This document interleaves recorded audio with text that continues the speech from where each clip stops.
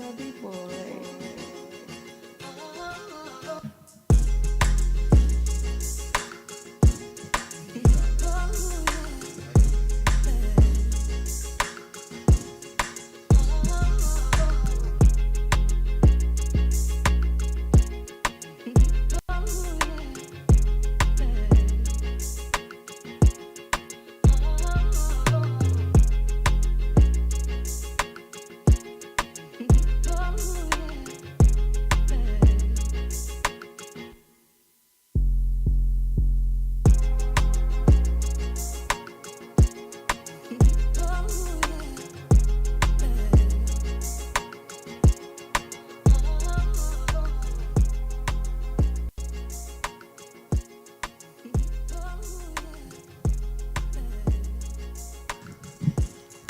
Yo, what's up? What's up? What's up? Good morning. Yeah, good morning, G's. Yeah, good morning from this side. Yeah. It's your host, John Marvin and Willy Apple. And here is your co-host at Willy. And it's 10:52. And here today we are going to talk about all the news that have been happening throughout the week. What you missed during the weekend period. Yes. We're gonna take you update because we had a Diwali holiday. I don't know if it's a holiday or an international holiday for Kenyans or you know. I'm not really understanding. It was for Kenyans pia. Pia zit kuna waindi tu hapa katikati yetu though. Yeah, lazima waindi wako by the. Of course kwanza ukiingia hizo sides za Parklands. Yeah, manze. Wamejaa huko mbaya. Hata Ngara. Hapo tu. They owe a lot of business in Kenya. And so we are happy for their festivals. Yeah, although Wakenya linaruna vitu zao kama kawaida. Yes, letuna vitu. Hata jana watu waliendelea tuna vitu kama kawaida. So happy Diwali to all the Indians across the world. Yeah. And we are happy for you guys. Yeah. Leaving that aside, we have the headlines here as I am going to mention them to you. So the headlines are as follows. The death of the Pakistan journalist shot at Sunday night along Nairobi Magadi Road. Meru Governor Kawira Mwangaza battling against charges of nepotism. The return of Miguna Migiji. CS vetting and value of 15 billion. And maybe we'll talk on what's trending on music and stuff. So we're going to start with the first news. We're going to start with the first news of the death of the Pakistan journalist. That happened on Sunday night along Nairobi Magadi Road. Marvo. Wow. What can you say about this deaths zinaongezeka okay, I was astonished by the occurrence of the death. Yeah. Because we can't really account for it. Yeah. Us as a nation. Mm-hmm. But they came to a certain okay, what they actually said is it's mistaken identity. Can you mistake a person's identity 9 times?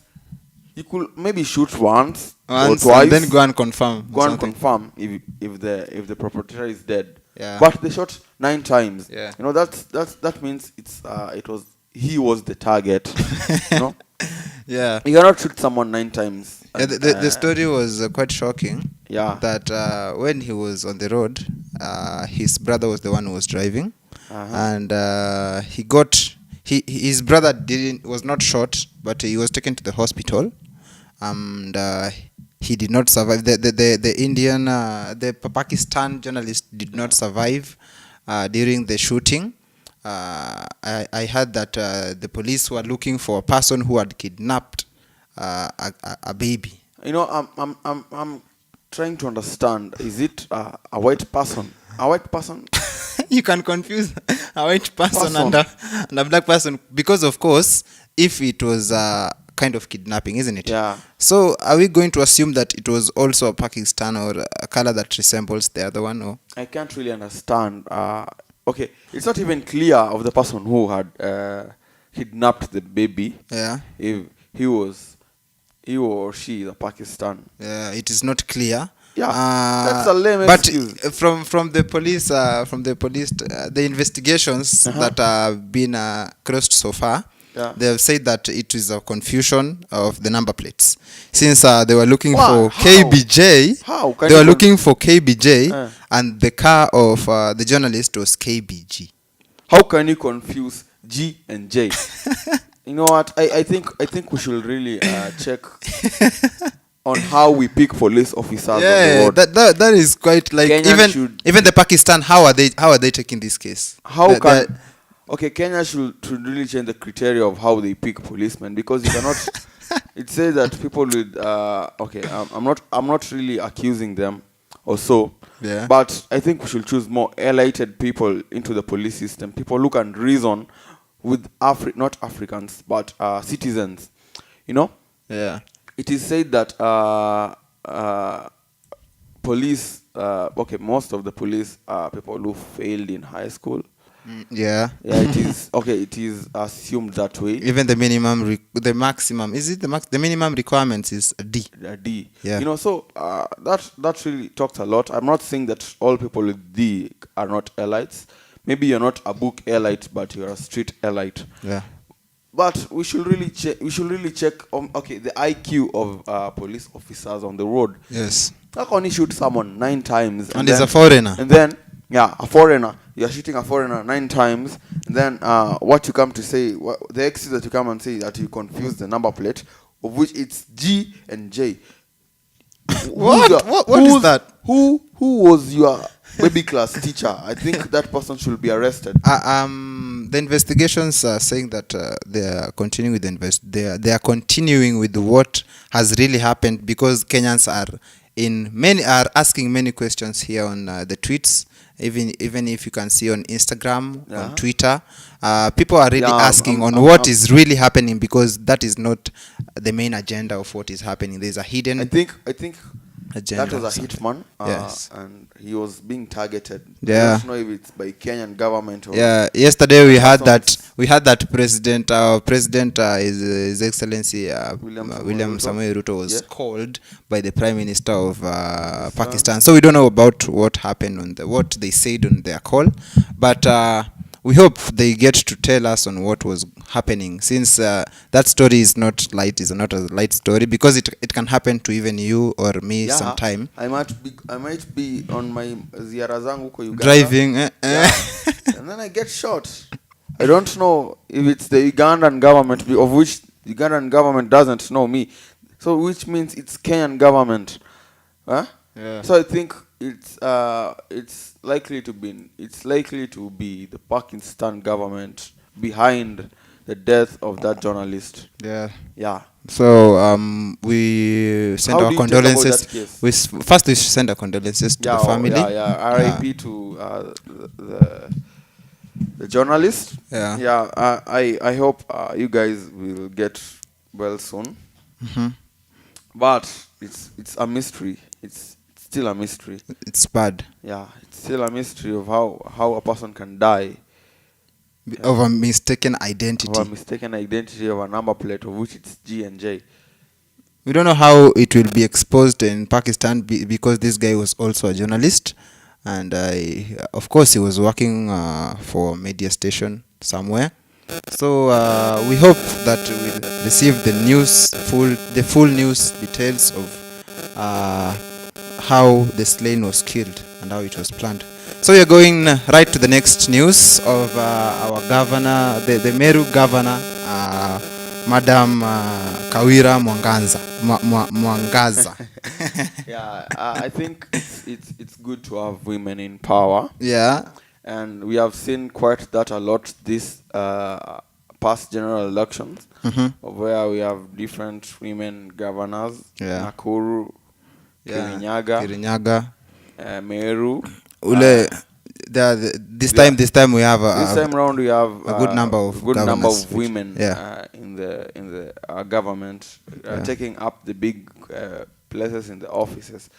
But when it comes to this story of the Meru governor, Nepotism. it's quite astonishing because what he is Alikuwa doing. mweshi. You know, the story was that it was funny that she got into power, and what she decided. And a lot of Meru people are happy that you have put Yeah, women in power. yeah, we have a woman We are in also power. happy for the women to up their socks and into the society, Yeah. into the government. Yeah. But what does she does she do in return?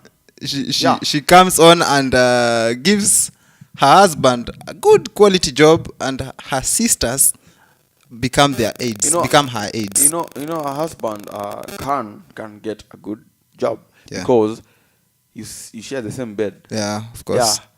So I can't say that's more of favorism or nepotism because you share the same bed. But involving your sisters, Your sisters, your two of them. cousins, I don't know whom. No, that's a different case. That's what we call nepotism. And I think we are trying to fight corruption as a country. Yeah, even the new government is trying. We can even see the way they have tried to go against corruption. Yeah. Yeah. And the government of President William Samoei Ruto is against corruption.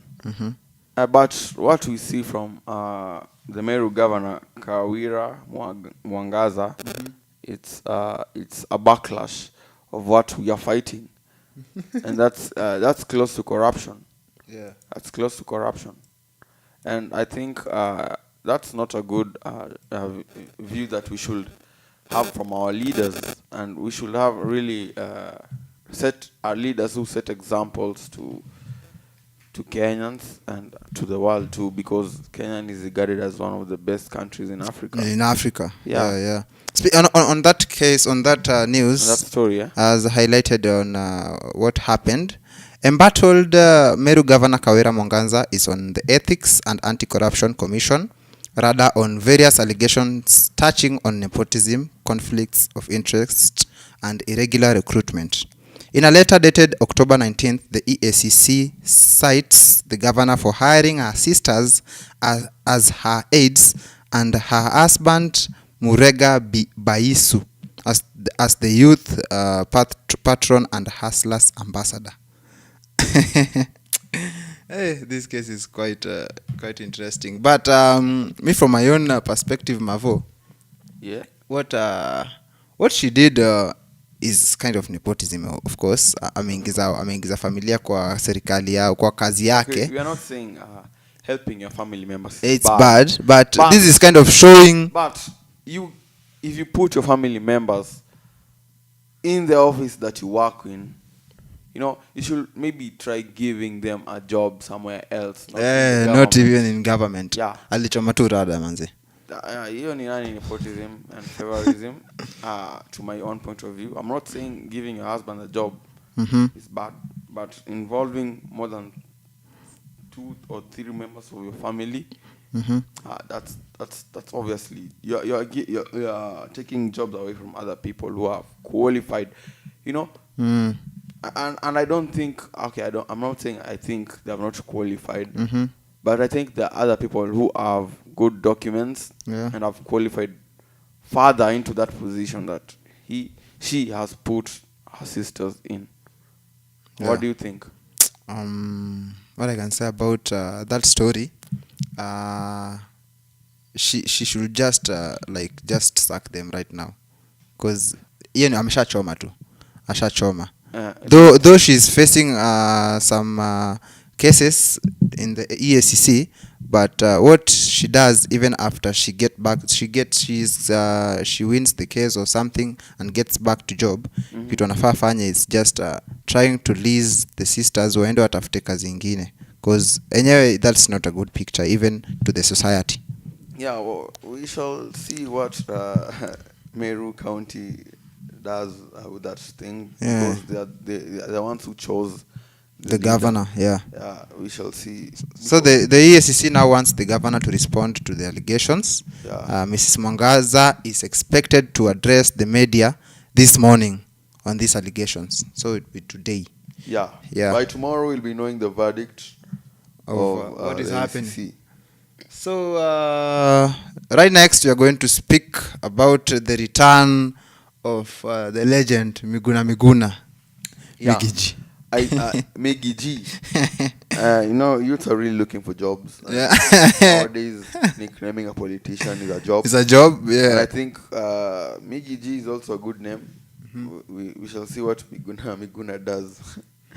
In that case, on the contrary, Miguna has been out of Kenya since, is it? How many years has he been out of Kenya? More than 15. I'm at 5. At 15. I don't know. I don't know how. I think probably 5. 5 years. Mm-hmm. Kind of 5 years out of the country. And finally, he's back into the country. Yeah, And yeah. he's I remember it was 5 years. He was chased after trying to swear in Raila. Yeah, I remember the story. Yeah, and he's trying to seek for protection. He even gave out his number. What do you think about that story of Miguna? Miguna, yeah. It is true that Miguna right now needs good security.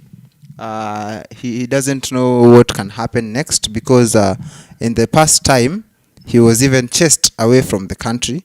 I heard that uko kwa village yao, their countryside, nyumba yake ilichomwa and they were chased away. You see? So that's another. Why were they chased away? I don't know what happened, but waliwafukuza ushago. So even right now, as Miguna is in Kenya, he also needs good security in terms of where he will be traveling to and where he will also be staying. We hope the government should do something about him. Mm-hmm. Because he has been a good guy, I think. He's a learned person, and he shouldn't deserve what happened to him. And I hope everything gets back to normal, isn't it? Yeah, we hope that everything will go back to norm with Miguna. He was a lawyer, isn't it? Yeah, he's still a lawyer.